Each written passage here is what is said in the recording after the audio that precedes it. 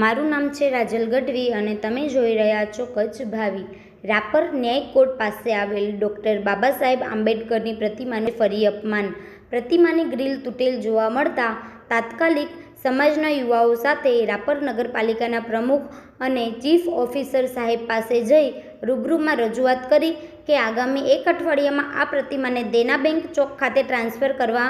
નિર્ણય લેવામાં આવે અથવા અમે જાતે આ પ્રતિમાના સન્માનને ધ્યાનમાં રાખી પ્રતિમા ત્યાંથી લઈ જઈ દેના બેંક ચોક ખાતે સ્થાપિત કરીશું। અગાઉ પણ આ પ્રતિમાનું 3 વખત એ જગ્યાએ અપમાન થયેલ છે અને રાપર નગરપાલિકાએ